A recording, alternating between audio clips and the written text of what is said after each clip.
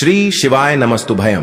दोस्तों, आप सभी लोग जानते हैं कि 28 नवंबर 2024 यानी गुरुवार को पड़ रही है मार्गशीर्ष महीने की प्रदोष व्रत। और दोस्तों, यह वह प्रदोष व्रत है जो मार्गशीर्ष महीने में पड़ने वाली सबसे बड़ी तिथि है, क्योंकि यह गुरुवार के दिन पड़ रही है और इसका बहुत ही बड़ा और विशेष महत्व होता है।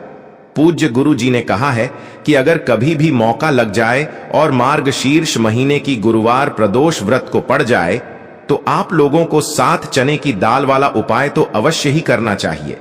इन दोनों का संयोग बहुत कम आता है और इसी के साथ में गुरु जी ने अपनी शिव पुराण कथा में बताया है कि इस दिन आपको 7 चने की दाल वाला उपाय तो आपको अवश्य ही करना चाहिए, क्योंकि ऐसा दिन पूरे साल में सिर्फ एक ही बार आता है।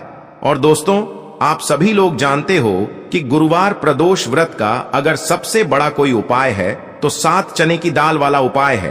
तो दोस्तों, इस गुरुवार प्रदोष व्रत के दिन आप लोगों को इस 7 चने की दाल वाला उपाय को जरूर करना है। बहुत सारे लोग होंगे जिन लोगों ने इस उपाय को ना किया हो, मतलब पूरा साल निकल गया, उन्होंने किसी भी दिन इस 7 चने की दाल वाला उपाय को ना किया हो। पर दोस्तों, आपके पास एक आखिरी मौका बचा हुआ है जो कि 28 नवंबर के दिन है। तो इस दिन आप लोगों को इस वाले उपाय को जरूर कर लेना है। भले ही आपने पूरे महीने भर इस उपाय को ना किया हो, पर अगर आपने इस मार्गशीर्ष महीने के गुरुवार प्रदोष व्रत के दिन अगर इस वाले उपाय को कर लिया तो आपको इस उपाय को करने का वह फल मिलेगा जिसकी आपने कभी कल्पना भी नहीं करी होगी। इसीलिए आप लोग इस वाले उपाय को एक बार जरूर कर लेना है, ताकि आप लोगों के हाथ से यह मौका ना जा सके और आपको इस उपाय को करने का फल मिल सके। दोस्तों, यह उपाय पंडित जी ने अपनी अभी की ही श्री शिव महापुराण की कथा में बताया है, जिस उपाय को आज हम आपको बहुत अच्छे से समझाने वाले हैं। इस वीडियो को देखने के बाद इस उपाय को समझने के लिए आपको कोई और वीडियो को देखने की जरूरत नहीं पड़ेगी। तो चलिए दोस्तों, उपाय को शुरू करते हैं। देखिए, यह इस मार्गशीर्ष महीने के गुरुवार प्रदोष व्रत के दिन यह इतना खास होता है, इतना महत्वपूर्ण होता है। देखा गया है कभी कभी बड़े बड़े पूजा पाठ अनुष्ठान से जो मनोकामना पूर्ण नहीं होते, वह मार्गशीर्ष महीने के गुरुवार प्रदोष व्रत के दिन एक छोटे से उपाय करने से ही आपकी मनोकामना पूर्ण हो जाती है। और बहुत सारे लोगों ने इस उपाय को किया भी है और उनको इस उपाय को करने का फल भी जरूर मिला है। अगर आप लोग भी इस उपाय को करना चाहते हैं तो आप इस उपाय को पहले अच्छे से समझ लेना, सुन लेना, उसके बाद करना। आपको इस उपाय का फल जरूर मिलेगा और इस उपाय को कर लेने से आपके घर में चाहे किसी भी प्रकार की दुख और समस्या क्यों ना चल रही हो, आपको उसका कारण भी नहीं पता है कि भाई यह समस्या किस कारण से चल रही है। उसका कुछ भी कारण हो सकता है, जैसे पितृदोष हो सकता है या किसी भी तरह का मंगल दोष भी हो सकता है। तो इस दिन आप लोगों को यह वाला उपाय कर लेना है।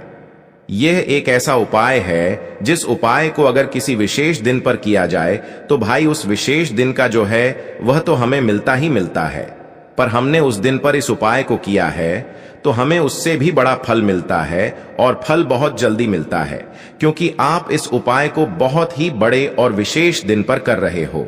तो चलिए अब उपाय के बारे में बात करते हैं, लेकिन उससे पहले आप लोगों को यह जानना आवश्यक है कि आखिर यह उपाय किस समय करना है, किसको करना है और कैसे करना है। तो चलिए हम आगे आपको वीडियो में एक एक करके बता देते हैं। लेकिन उससे पहले अगर आप लोग हमारे चैनल पर पहली बार आए हैं या फिर मेरी आवाज आज पहली बार सुन रहे हैं तो हमारे चैनल को सब्सक्राइब जरूर कर लेना और इस वीडियो को लाइक करके कमेंट बॉक्स में श्री शिवाय नमस्तुभ्यम ओम नमः शिवाय जरूर टाइप कर देना।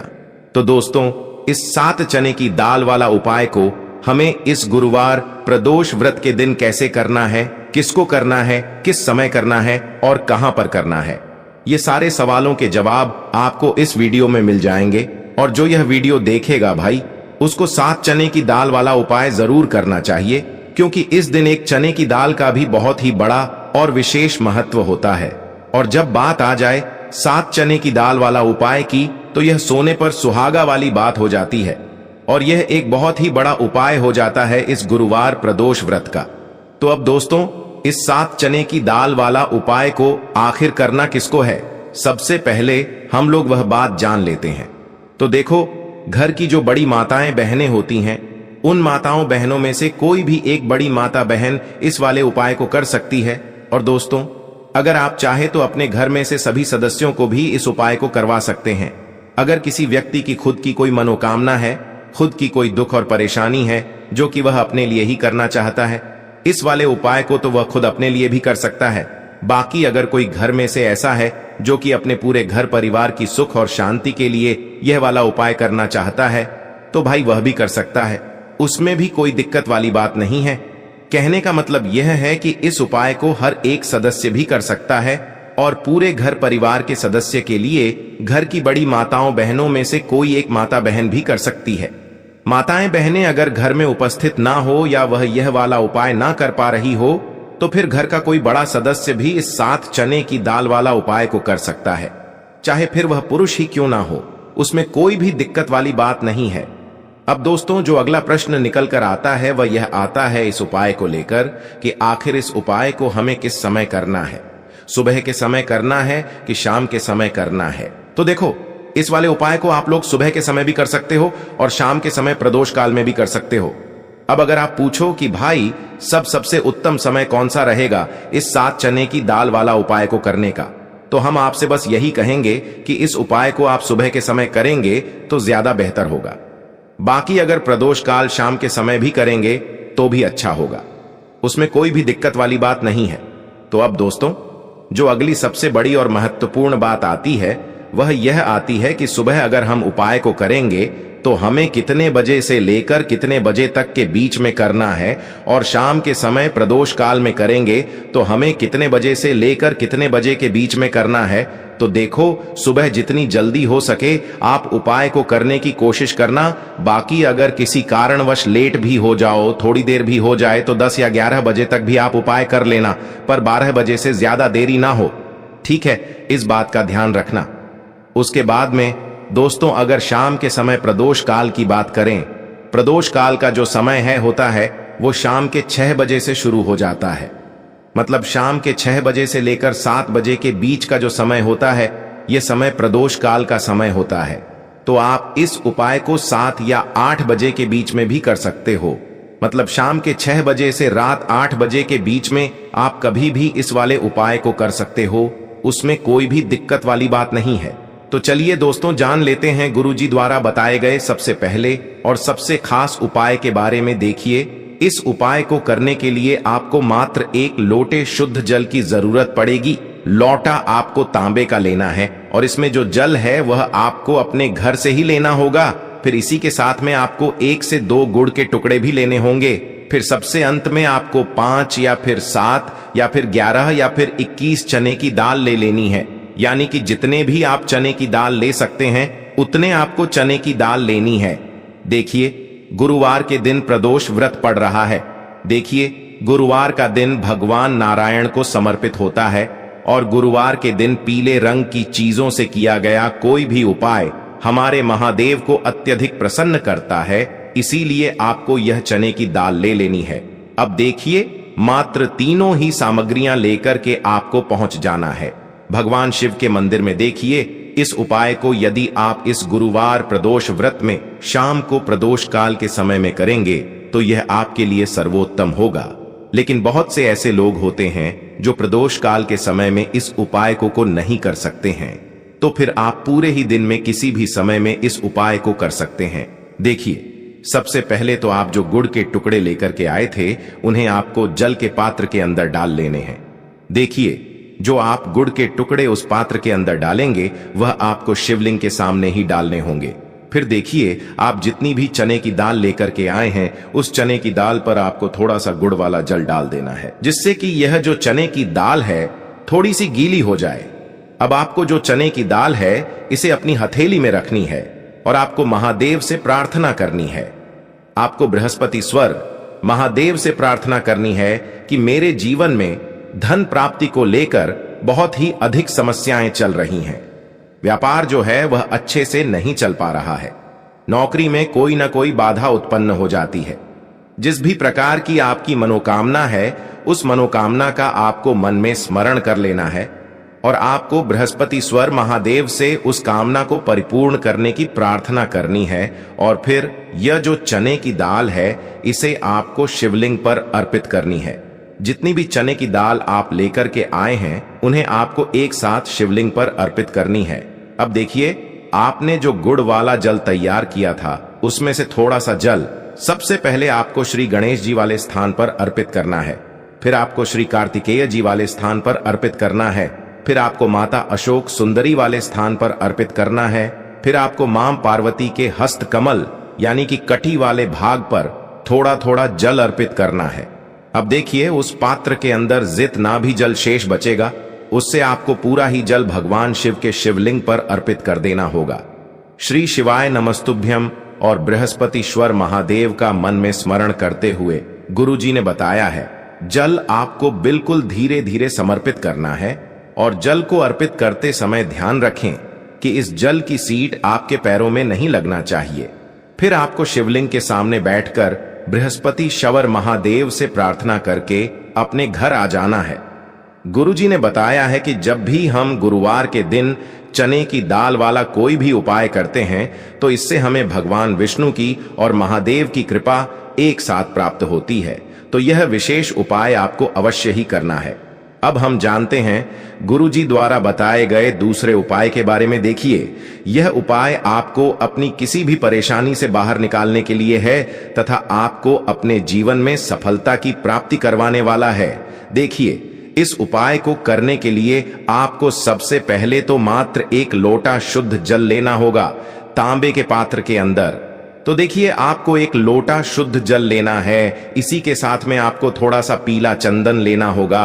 देखिए, पीले चंदन में आपको थोड़ा सा जल मिला करके इससे आपको एक लेप के रूप में तैयार कर लेना होगा। अब मात्र यह दोनों ही सामग्रियां लेकर के आपको पहुंचना है भगवान शिव के मंदिर में। देखिए, शिव मंदिर पहुंचने के बाद सबसे पहले तो आप जो चंदन लेकर के आए हैं उसे आपको अपनी अनामिका उंगली में लगाना होगा और चंदन की जो सबसे पहली बिंदी है उसे आपको शिवलिंग पर, जहां गणेश जी का स्थान होता है, वहां पर आपको पहली बिंदी लगानी है। फिर आपको अपनी अनामिका उंगली में थोड़ा सा चंदन लेना है और दूसरी बिंदी आपको श्री कार्तिकेय जी वाले स्थान पर लगा देनी है। अब देखिए, तीसरी जो बिंदी है इसे आपको माता अशोक सुंदरी वाले स्थान पर लगानी है। फिर चौथे स्थान पर आपको शिवलिंग पर जलाधारी के सबसे आगे वाले भाग पर चंदन की चौथी बिंदी लगानी है और आपको श्री शिवाय नमस्तुभयम इस मंत्र का जाप करना है।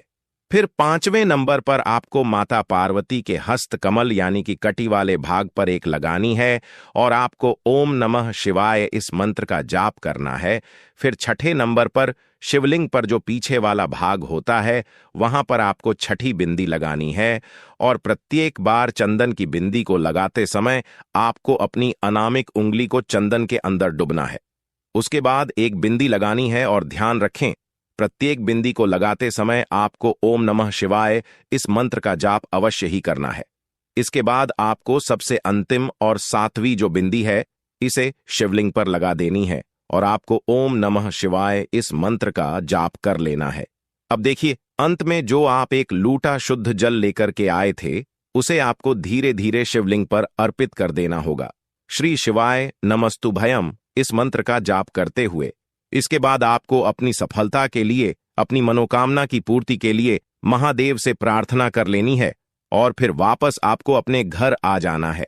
अब दोस्तों, हम जान लेते हैं तीसरे विशेष और अंतिम उपाय के बारे में। देखिए, इस उपाय के लिए आपको सबसे पहले तो एक प्यारी सी बेलपत्र लेनी होगी और इसी के साथ में आपको एक लोटा शुद्ध जल लेना होगा तांबे के पात्र के अंदर अपने घर से।